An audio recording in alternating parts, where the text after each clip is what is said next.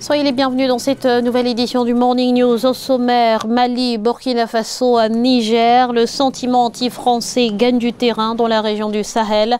Des manifestations se multiplient pour réclamer le départ des forces armées françaises. Obtenir un financement pour son entreprise, quelle est la formule gagnante? Eh bien, la question était au cœur du ID de Lomé, événement qui a rassemblé des dizaines d'entrepreneurs issus de nombreux secteurs d'activité. Et puis, flash en fin de journal sur le Festival des rituels et des danses masquées 2019, une édition aux couleurs de la Guyane avec la participation d'une dizaine de groupes venus de toute l'Afrique. Mais avant de développer ces titres, le mouvement Irak tente le tout pour le tout en Algérie.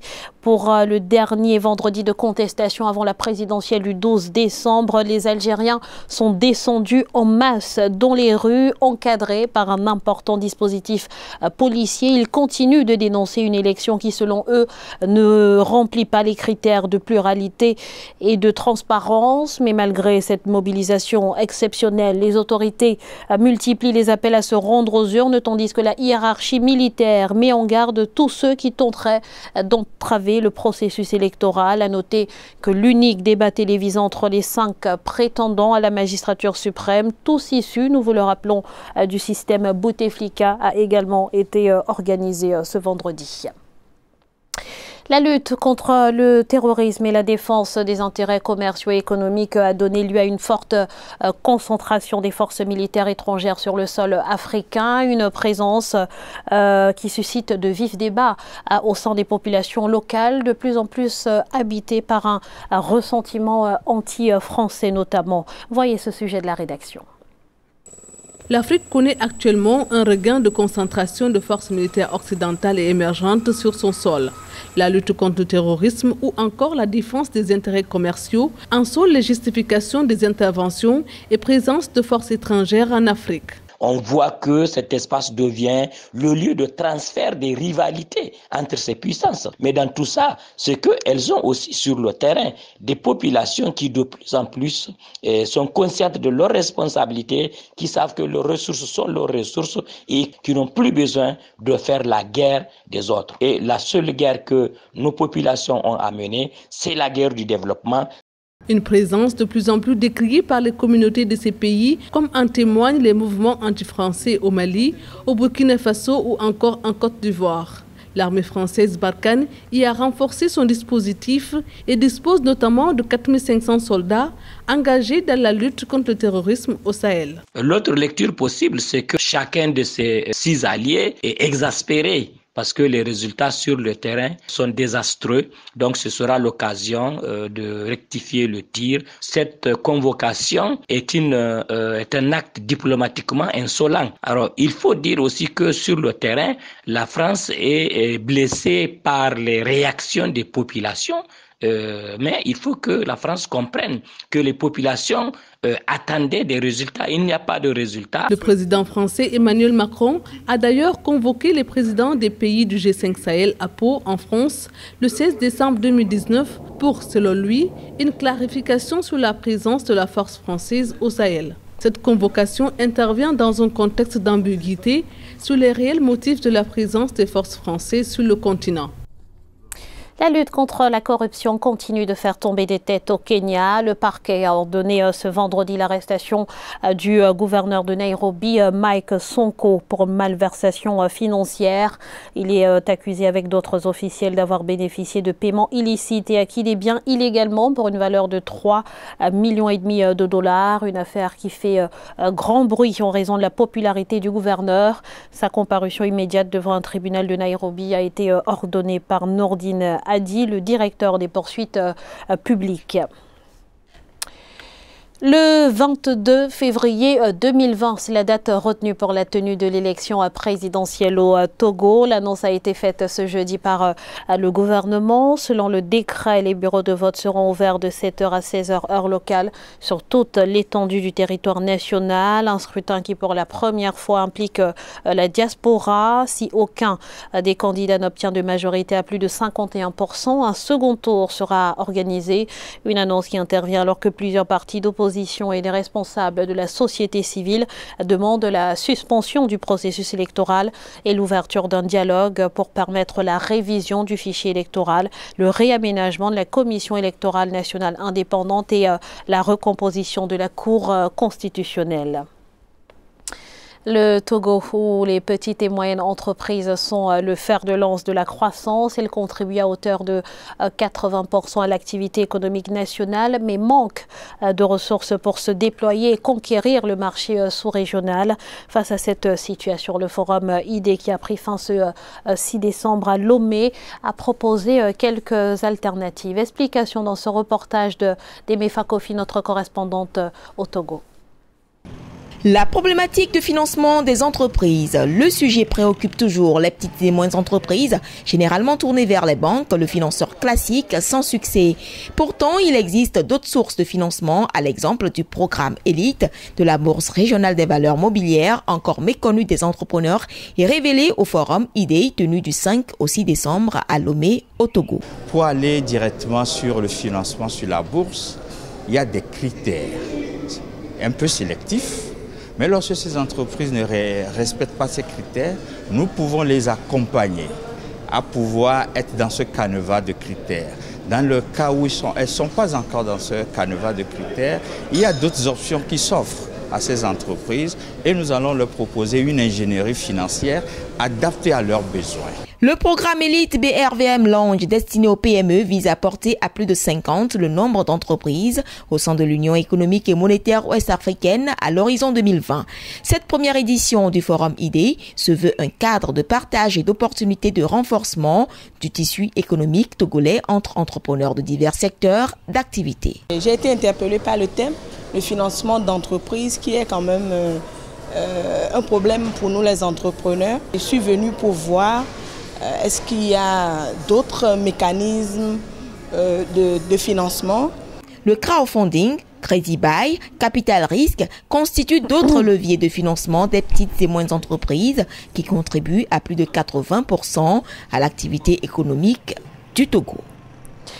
Les transactions du réseau monétique privé ont atteint 6 489 milliards de francs CFA en 2018 au sein de l'espace UEMOA. La Côte d'Ivoire, le Sénégal et le Burkina Faso sont les trois pays à concentrer le plus grand nombre de cartes et de terminaux de paiement. On fait le point tout de suite avec Amenedi. En 2018, l'activité de la monétique interbancaire a été marquée par un dynamisme dans l'émission des cartes de paiement dans l'espace UEMOA. On note ainsi une hausse du nombre d'infrastructures d'acceptation, notamment de guichets automatiques de banque et de terminaux de paiement électronique, suivie de l'augmentation de la volumétrie des transactions monétiques. 67 201 723 transactions privées ont été réalisées pour une valeur de 6 489 milliards de francs CFA. C'est notamment le dynamisme de l'activité bancaire. Vous avez eu des implantations de banques internationales, des fonds, des investissements qui viennent notamment de l'étranger, notamment des pays du Nord. Et ces fonds sont logés dans les guichets de ces différentes banques. Et cela justifie alors notamment une utilisation accrue notamment des cartes magnétiques. La deuxième raison, c'est la digitalisation de l'activité bancaire dans notre zone. La Banque centrale des États de l'Afrique de l'Ouest classe la Côte d'Ivoire, le Sénégal et le Burkina Faso parmi les pays ayant concentré le plus grand nombre de cartes et de terminaux de paiement au titre de l'année 2018. Depuis déjà le début des années 90, vous voyez que quasiment dans ces pays, l'utilisation des ressources en valeur réelle est quasiment rare. Compte tenu du montant de transactions dans ces différents pays, et vous avez l'utilisation énorme des cartes magnétiques bancaires, le renforcement des dispositifs en matière de lutte contre la cybercriminalité. Il y a un véritable retour à la confiance des différents opérateurs économiques. 94 millions d'opérations ont été effectuées en 2018 pour un montant de 10 160 milliards de francs CFA, soit des hausses de 14% en volume et de 58,30% en valeur par rapport à 2017. L'Afrique sera-t-elle bientôt débarrassée du sida? Eh bien, les observateurs semblent optimistes au vu des progrès enregistrés. Aujourd'hui, 16 millions de personnes bénéficient d'un traitement contre seulement 40 000 au début des années 2000. Une avancée considérable mais contrastée. L'Afrique centrale et l'Afrique de l'Ouest sont encore à la traîne. En revanche, l'Afrique de l'Est et notamment le Rwanda se démarquent. Reportage de Fraternenda Kiaïsenga, notre correspondant à Kigali. Le continent africain reste le plus touché par la maladie puisqu'il abrite 75% des personnes atteintes du sida dans le monde. Face à cette situation, les décideurs politiques, les leaders communautaires, les activistes, les scientifiques et chercheurs, les personnes vivant avec le virus, les producteurs pharmaceutiques et les médias, entre autres, sont à Kigali au Rwanda dans le cadre de la 20e édition de la conférence internationale sur le sida et les maladies sexuellement transmissibles en Afrique, ICASA. Le sida est une épidémie qui ne connaît pas de frontières. Le succès de la campagne pour la lutte contre la propagation de cette épidémie est crédité sur la coopération globale. Il est donc indispensable d'augmenter le soutien aux organisations qui œuvrent pour contribuer à éradiquer cette maladie. L'évaluation de l'impact du VIH sur la population rwandaise, publiée en octobre 2019, a montré que le pays avait déjà dépassé l'objectif fixé par le Programme des Nations Unies sur le VIH-Sida pour 2020. Si l'ONU-Sida prévoit une réduction de 73% de la charge virale, le pays des 1000 collines a atteint 76% dans ce domaine. 97% de toutes les personnes séropositives au Rwanda sont sous traitement et 90% ont supprimé la charge virale. En étroite collaboration avec nos partenaires, nous avons réussi à mettre les Rwandais au centre des interventions dans le secteur de la santé comme dans d'autres secteurs. ICASA est le plus grand rassemblement sur la lutte contre le VIH-Sida sur le continent africain et se tient depuis le 2 jusqu'au 7 décembre. L'édition de Kigali du sommet biennal a attiré plus de 10 000 participants et intervient quelques jours après que la communauté internationale ait célébré la journée mondiale annuelle de lutte contre le sida. La forêt sacrée de Ouida envahie de masques. La 10e édition du festival des rituels et des danses masquées a été lancée ce 3 décembre. Une 10e édition aux couleurs de la Guyane, marquée par une parade carnavalesque sur l'esplanade du stade de Cotonou. Immersion dans ce reportage de Lefty Ounou, notre correspondant au Bénin. La 10e édition du festival des rituels et des danses masquées Feridama vibre aux rythmes musicaux et aux couleurs des sociétés de masques de la Guyane et celles du Bénin. À l'occasion, le Touloulou, qui constitue la figure emblématique du carnaval guyanais, a été présenté. C'est un personnage mythique qui se caractérise par l'anonymat. On distingue le Touloulou de rue et celui de la nuit. Le Touloulou, lorsqu'il est Touloulou de rue, il renvoie à l'histoire de la Guyane, aux différentes phases de l'histoire de la Guyane. Le Touloulou de nuit renvoie à la femme cachée donc derrière un costume, derrière un masque, qui est une figure énigmatique et qui fait rêver. Le Feridama a également célébré la société de masques dénommée Bourian. Il s'agit d'une pratique culturelle immatérielle des communautés Agouda du Bénin et du Togo. Les communautés afro-brésiliennes installées au Bénin, notamment les familles Nevis et de Souza, s'investissent dans la sauvegarde du masque Bourian. Les masques Bourian représentent la renaissance, le retour à la source. Ces masques sont venus au Bénin dès lors que l'esclavage a été aboli. Et vous avez vu, les masques à Bourian, ça se retrouve dans les pratiques des masques Touloulou. Le masque Bourian peine à être identifié. Des chercheurs préconisent la mise en place d'un plan de sauvegarde avec une forte implication des communautés détentrices de ce patrimoine culturel immatériel.